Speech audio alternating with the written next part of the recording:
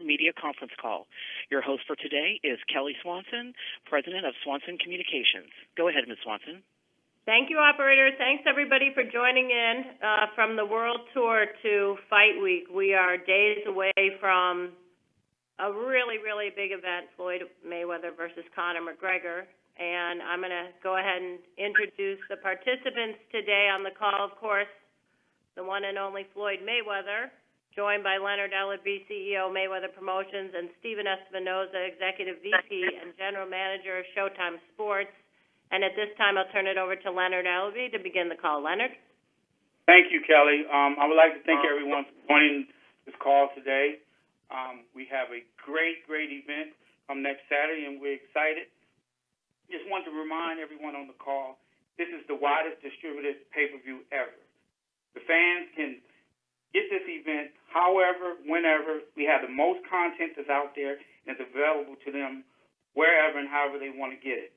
In addition to our normal traditional methods that we distribute our bouts on via satellite, cable, and telco providers, we have a variety of digital options. You can order now. You can go to Showtime Pay-Per-View, ShowtimePayPerView.com, or get the Showtime Pay-Per-View app. And it's also available to Sony PlayStation, Xbox, Apple TV, and Roku. So without further ado, I would like to bring on our partner, Steven Espinoza.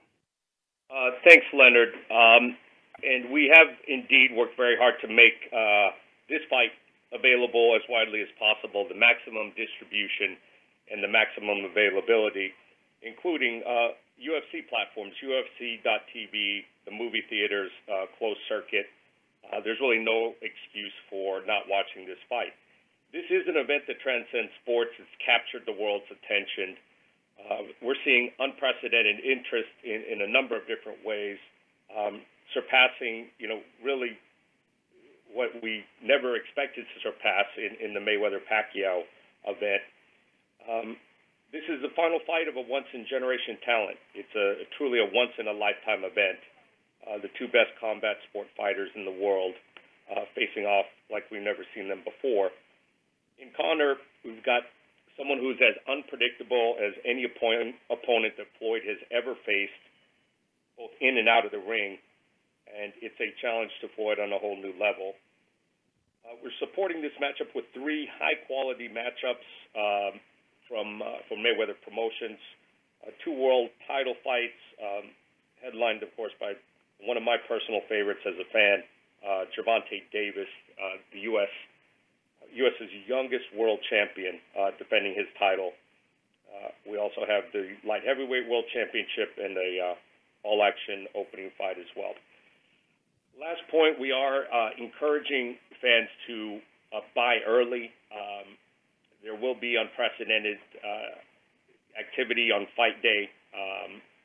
Very possible that we're exceeding Mayweather-Pacquiao. We certainly are seeing activity which is far in excess of that. I know all of you guys have heard that before, but to give you some specifics, when we post things, we're seeing things in the millions of views. When we do a Snapchat story and within 48 hours, it's at 4.5 to 5 million views. We know we have an unprecedented event. And in order to avoid the rush, we are reminding people to buy early as much as possible. Leonard, back to you. Thank you, Stephen. So, without further ado, ladies and gentlemen, none other than the money man himself, Floyd Mayweather. Hey, everybody. I want to say thanks for having me on this call. I want to thank you guys for, writing about me for the last 21 years and keeping me relevant. And without the writers and the people that's supporting this event, just period, throughout my whole career, I wouldn't be where I'm at. So I just want to say, to every writer that's on this phone, to every blogger that's on this phone, I just want to say thank you. I appreciate you. Mayweather Promotions appreciates you. Showtime appreciates you. CBS appreciates you. MGM Grand appreciates you. Swanson Communications appreciates you. My team, my family, and my staff, everybody appreciates the stories and all the bloggers, the sports writers, and everyone. We just want to say thank you. And now we can get on with the questions. Okay, operator, let's go ahead and open it up for the questions, please. Ladies and gentlemen, if you'd like to ask a question, please press star 1 on your phone. Again, to ask a question, please press star 1. Please hold as we wait for questions.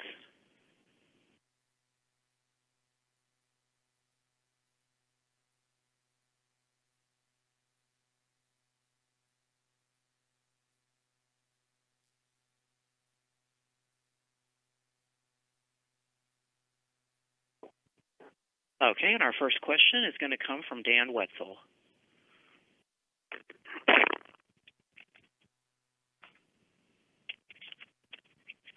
Hello? Go ahead, Mr. Wetzel. Hello? Hey, I'm here. What's going on? How are you? Hey, look, this is. I wanted to ask you about this being your last fight, and obviously boxing is a dangerous sport, and doesn't lend itself to nostalgia the way maybe like a Kobe Bryant's last game or something like that is. But as you prepare for this, do you spend any time thinking about this is the last camp, this is going to be the last weigh-in, or do you think back at all to the start of your career?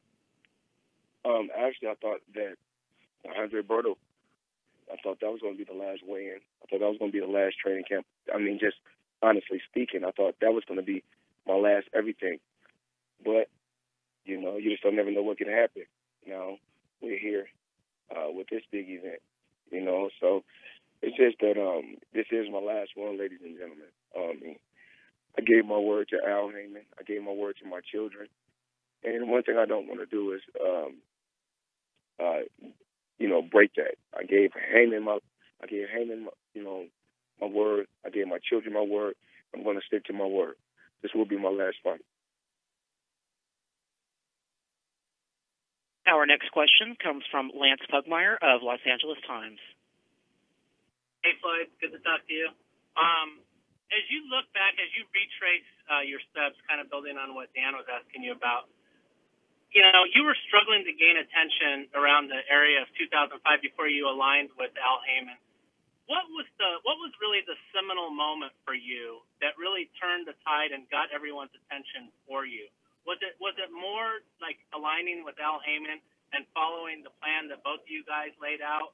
Was it 24/7, or what exactly do you think turned the tide? I just want to touch on something.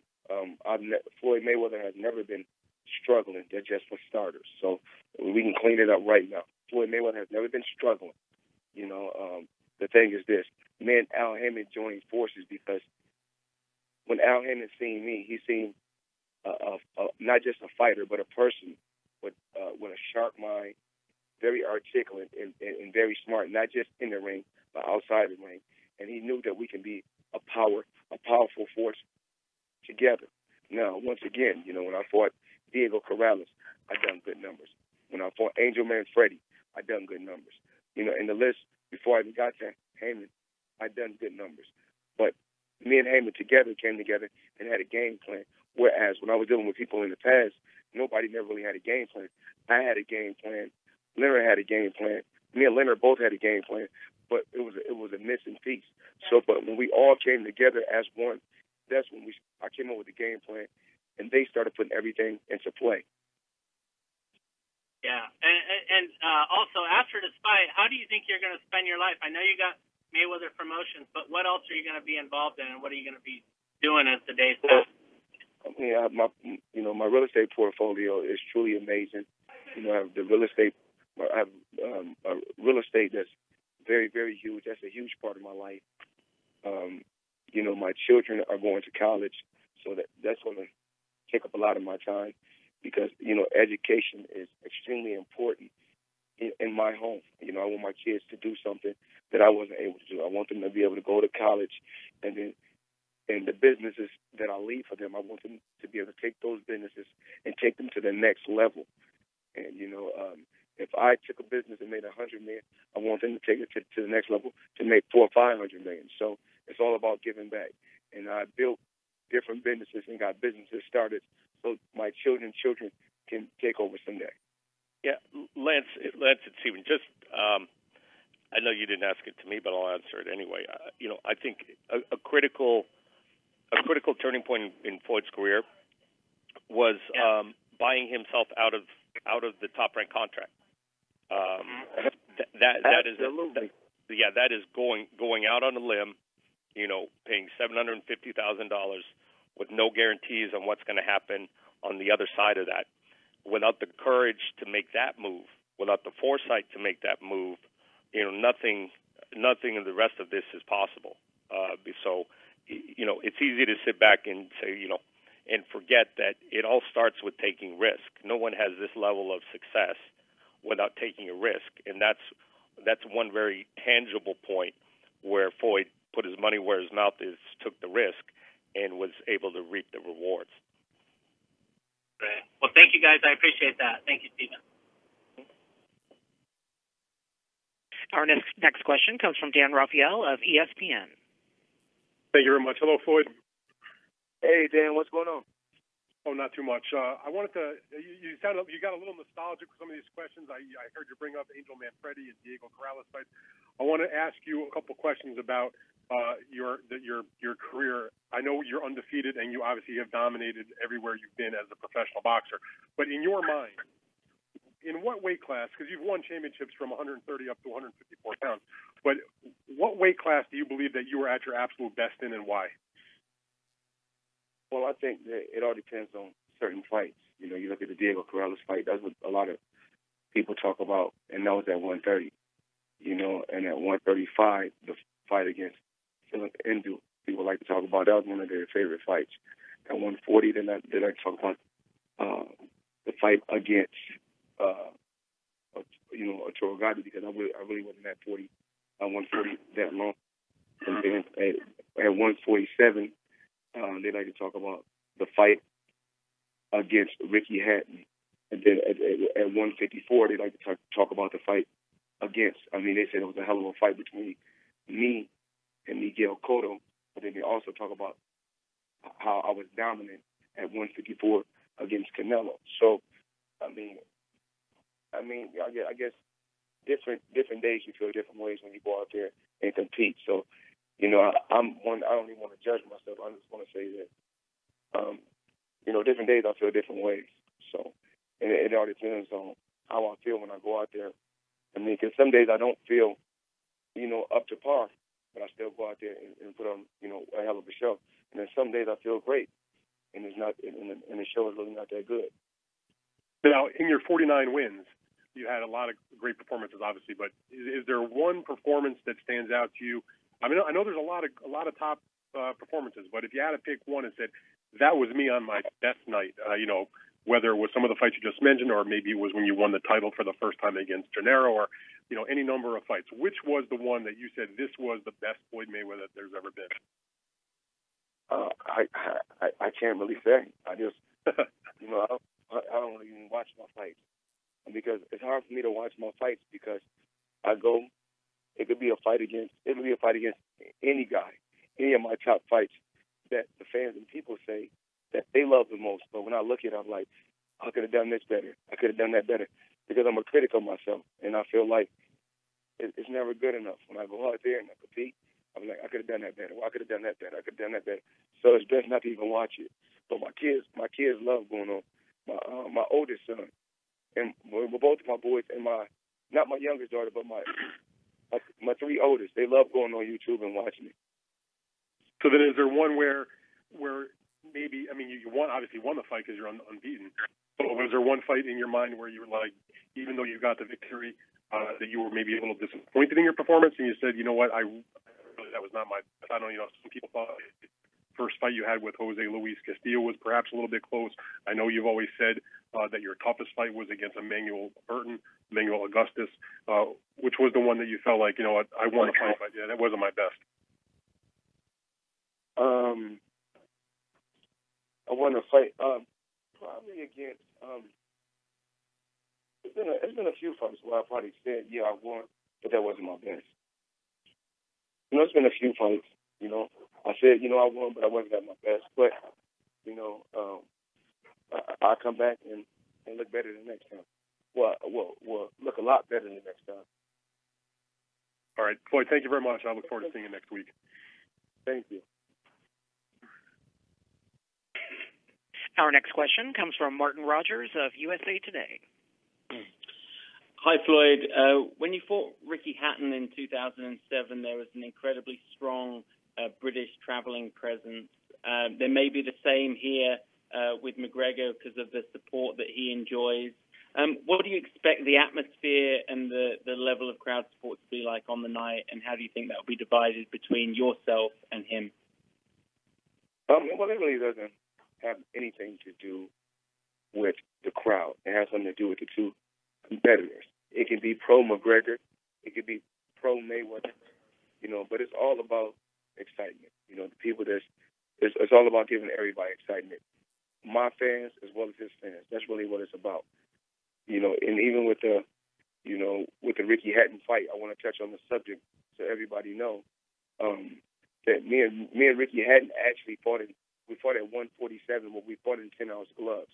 So I was going to make sure everybody on the phone is aware of when me and Ricky Hatton competed and fought against each other, we wore 10-ounce gloves, and we was 147 pounds.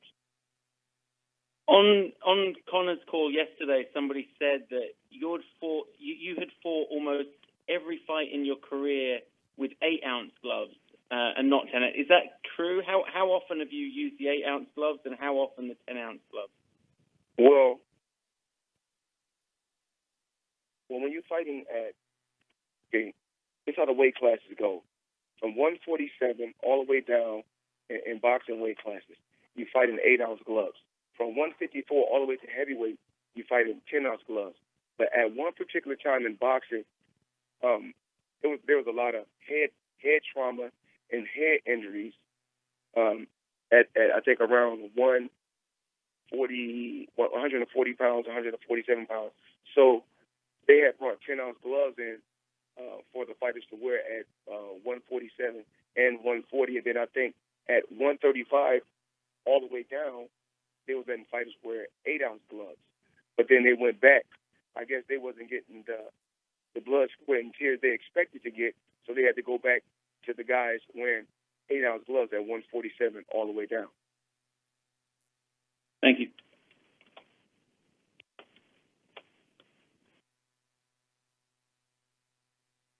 Our next question comes from Brian Graham of The Guardian. Hey, Floyd. Maybe the one bigger story in America right now than this fight has to do with the protests this weekend in Charlottesville and the president's reaction to it. You're seeing athletes who never speak on political issues like LeBron James, and just today Kevin Durant really take a stand like you don't normally see. You're one of the few athletes in the world who's on that level, probably even bigger than like a LeBron James globally. I was just wondering how closely you followed what happened this weekend with the protests, and if you had any thoughts on it and the president's reaction to it. Well, I've been honestly extremely, extremely busy, so I haven't really even been on social media or been watching TV. I've been extremely, extremely busy training, working out, and actually just spending a lot of time with my daughter.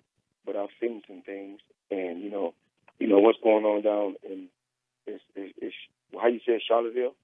Charlottesville, yeah, in Virginia. Charlottesville. It's not cool. It's not cool at all. And like I always talk about, this world needs to be more of a positive place. And I didn't really hear what the president said. I've been so focused on this event. This event is so huge. I haven't really had time to focus on anything but this event. All right, thanks, Floyd. Good luck. Thank you.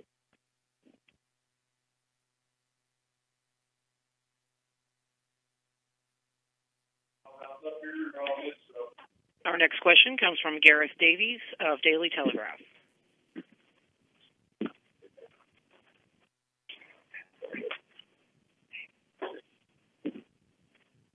Mr. Davies, you have a question? Operator, go to the next question. He'll get in queue if he wants to come back around. Okay, great. Our next question is from Damon Martin, MMA Weekly. Hey, Floyd, thanks for taking the time today. I was curious, it's been, a very short video, but I was curious if you saw the footage that was released of Conor's sparring session with Paulie Malignaggi and what you thought of that, even though it was only about 20 seconds. I had a chance to see it, and my thoughts is I think it was it was real interesting, but a lot of rabbit punching, illegal rabbit punching behind the head. A lot of shots was illegal. A lot of grappling, a lot of wrestling, a lot of illegal shots. I mean, that's just my honest opinion. But I think that I'm pretty sure the referee is going to be fair on both sides. I want the referee to be fair and treat both competitors, myself and Conor McGregor, treat us both, be even and treat us fair. And I just want to have a good solid fight. Did you believe that he got the knockdown on Paulie based on the video we saw? I mean, last time I checked, some may call it a knockdown, some may not call it a knockdown. At the end of the day, it only counts once you get under the lights. That's just the gym. We can't judge. We shouldn't be here judging Paulie, a guy that's been retired and just commentating and traveling the world and not going to the gym at all. Just going in there with a guy who's just working out, an athlete, period, that's just working out, just every day. And honestly, it shouldn't have even went 12 rounds with a young guy that's active. And yesterday, Floyd, they announced the referee and the judges for the fight. Robert Byrd is a referee that's known for not interfering much in fights, using his voice more than actually stepping in and separating the fighters. I want to get your reaction on that assignment of the referee, and do you think that will play a part in the fight at all? Considering Conor, we saw that video. He likes to clinch. He may be looking to rough you up. I mean, what do you think about the assignment that you got for the referee? Like I said, I truly believe the ref is going to do his job. The referee's job is to make sure the fighters that he's keeping the bout clean. And I want to, we're going to have a hell of a fight. Like I said on numerous occasions, building up to this fight, I'm coming straight ahead. So he don't have nothing to worry about. And I look forward to following the Queensberry rules of boxing. And I'm pretty sure he looks forward to following the Queensberry rules of boxing. He had Joe Cortez in his training camp, which is a great thing. Even though he had Joe Cortez in his training camp, I still seen him being extremely dirty. But my job is not to worry about the referee. My job is to go out there and fight and let the referee do his job. Yeah. Let me add on to that. We're very pleased with the selection of all the officials that we have for the entire card. For August 26th, with the referee included.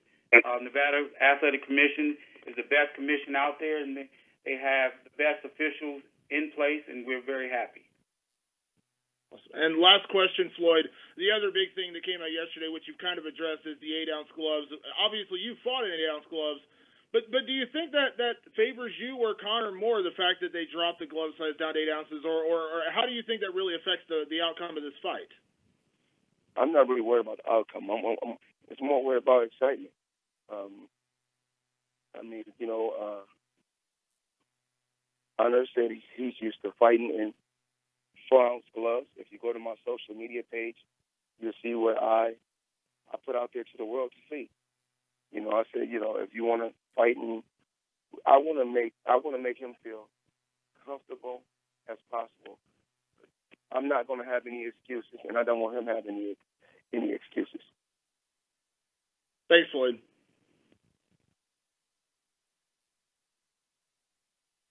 Our next question is coming from Morgan Campbell of Toronto Star. Hey, this question is for Floyd. Floyd, what really curious about, now that you're 40, last time you fought you were 38, how has the process of training and recovery changed as you aged? It's difficult. It's not really the same. But, I think with age comes wisdom. Knowing your body. When I was younger, and I talked about this media day, just knowing your body. You're young, it's fight. Never let the body recoup or rejuvenate. Whereas I'm older, so resting is very, very, very, very important. So I work extremely hard at the age of 40, but I'm letting the body rest a lot more. And that's why, you guys seen on All Access, you seen I was taking yoga. I have a whole team, that, when I'm resting, that help me keep my body intact and in order. Okay, so then looking at your interview with Stephen A. Smith from the other week, you said, Conor's a lot younger. I'm slipping. I've lost a step. Like, how much do you really believe that, and how much are you saying that to generate interest in the fight from the standpoint that it seems more even if you can sell the idea that you've slipped? Well, I'm just being honest. I don't think that I'm the same Floyd Mayweather that I was 21 years ago. Of course not. And I don't think that I'm the same Floyd Mayweather that I was 10 years ago. I'm not even the same Floyd Mayweather that I was 5 or 2 years ago. But I still said that I still have a high IQ in that ring. And I said, experience-wise, it leans towards me. Just period. Most time when I go out there and compete against any fighter, experience will always lean towards me because I have, I've been in the ring and been at such a high level for so long. Okay, thank you, Floyd. Thank you. Our next question is from John Elligon of New York Times. Hi, Floyd. Last year in that Fight Hype interview, you said when you were referring to McGregor, you were saying, quote, "They say he talk a lot of trash and people praise him for it, but when I did it, they say I'm cocky and arrogant, so biased. Like I said before, all I'm saying is this: I ain't racist at all, but I'm telling you, racism still exists." And I was curious, now that you've been through like this press tour and whatnot with McGregor, how do you feel fans, or maybe even others, maybe journalists or others in boxing, how do you feel that they treat you all differently, and do you believe race plays any role in that? I know the phone kind of messed up. Say it. Hello? I'm sorry. Did you hear the last part of the question? It just like at the end, I didn't hear the end part. You said about the writers in the media. Yeah, I was saying, now that you've been through like this press tour and everything with McGregor, how do you feel the fans, or maybe even others, maybe it be writers or other people in boxing, how do you feel that they treat you all differently, you and McGregor differently, and do you believe that race plays any role in that? I mean, I don't, I'm not going to even really touch on that anymore. I spoke on that, and I'm going to leave it where I left it at. I spoke about that before. I'm going to let Leonard Ellaby kind of touch on that subject. Because, he's just Leonard, go ahead and touch on that subject. Yes, and as the things that he was saying, it was, the back and forth banter, it's trash talk, and I'm sure that whatever was left on the press tour, that's where it was at. Yeah, and I guess Floyd's focus is fighting next week and putting on a great performance for all the fans across the world. That's where we are at. Yeah, and I guess I was referring to the comments not necessarily on the press tour, but the ones that he gave to Fight Hype last year, and I think it resonated with a lot of black folks who I talked to, in the sense that you spoke to really a double standard that I think a lot of black people in America feel. So I was just kind of curious if you saw that playing. And there are double standards out there, but that goes on with anything. There's a high awareness out there that the public. There's a lot of things that goes on. Again, his focus is next Saturday and going on there and putting on an electrifying performance in front of his fans. That's where we're at. Thank you.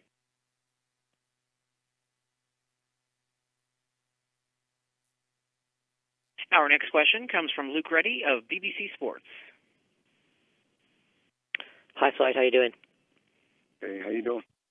Very good, thank you. A quick, we've been over to Dublin, to Ireland, to chat to some people who know Conor McGregor and have grown up with him, and a few of them have told us that you were one of his idols. He used to study videos of you, your pull counter and various punches. I wonder, when you've been stood with him, do you see anything of you in him when you've spoken and been a few feet away from each other? I don't think there's no fighter that's in combat sports, period. That's in combat sports right now that hasn't looked at a Floyd Mayweather video or studied a Floyd Mayweather fight. I mean, at least I don't think so, because I think this is the Mayweather era, and I was so dominant in my era.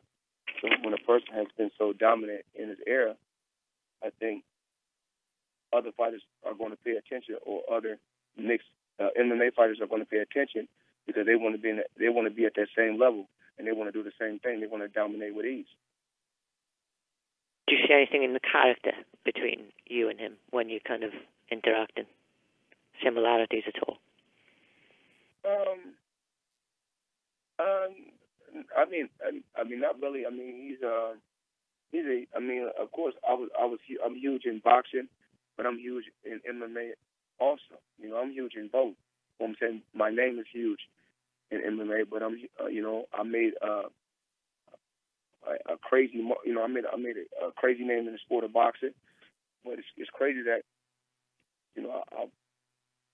I was working I've been working so hard throughout the years that I ended up having a big name in MMA also. So even though I never competed in the MMA, I'm still a big name in the MMA. And Stephen Espinosa pointed to something earlier on. He said how you took a big risk early on in your career. Given the point you're both at now, who is taking the bigger risk here? I truly believe I'm taking a bigger risk. I mean, but it's a big reward for both. But I'm taking a bigger risk. You know, I have the 49-0 record, and when a fighter has lost before, if he loses again, they say, "Oh, it's nothing. He lost before." But when a fighter has been dominating for 20-some years, never lost, everything is on the line. My legacy, my boxing record, everything is on the line. Okay. Have you considered, like, when you say there's so much on the line, I mean, have you stopped at any point and kind of thought, wow, there is a whole lifetime's work here that I am putting out there, or do you kind of not let it enter your mind? I just try to really try to focus on just being positive and just worry about going out there and doing what I do best. I try not to think about losing or taking an L. That's not really my focus. Every day, I tell myself I'm a winner. I was born to be a winner at life, not just in the ring, but I was born to be a winner. So whatever I do, I try to give it 100%, and I try to push myself to the limit.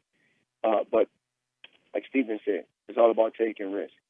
And I wouldn't be where I'm at if I didn't take risks. So I don't mind putting the 49-0 record on the line. I don't mind, putting everything on the line, for this fight. I feel like it's worth it. Okay, thank you very much. Okay, this is the last question, Floyd. One more and we're good to go. Operator, go ahead. And that question comes from Salvador Rodriguez of ESPN Deportes. Hello, Floyd. Good afternoon. Hey, how you doing? How important is for you make the 50 victory in your career, one more over the Rocky Marciano record? I don't really try to focus on no other fighter, but I'm appreciative for every fighter, and that paved the way for me to be where I'm at. I always talk about I appreciate the legendary fighters, even though this is number 50. This is my 50th fight. That's not really my focus. My focus is to go out there and get the fans an exciting fight. Even though I know this is number 50, and we're constantly talking about Rocky Marciano, I just always like to let the fans and the people know Rocky Marciano is a legend. Rocky Marciano did it his way, and I just like to try to do it the Mayweather way. Thanks so much, and good luck next August 26th. Thank you. Okay, thanks everybody for joining us. Any last closing comments, Floyd, and we will wrap this up. I just want to say thank you to everybody. I want to say thank you, Leonard. I want to thank Showtime. I want to thank CBS. I want to thank Charlie Swanson. I got to thank Al Hammond And I want to thank everybody that called in, all the writers, all the bloggers, everyone from the MMA world, everybody from the boxing world, everybody from the sports world. I just really want to say thank you. And me and my team and us all, we all appreciate you guys. Talk to you later. Thank you, everybody. See you soon. Thanks, Leonard. Thanks, Stephen. Bye-bye. Ladies and gentlemen, this concludes our program. You may now disconnect.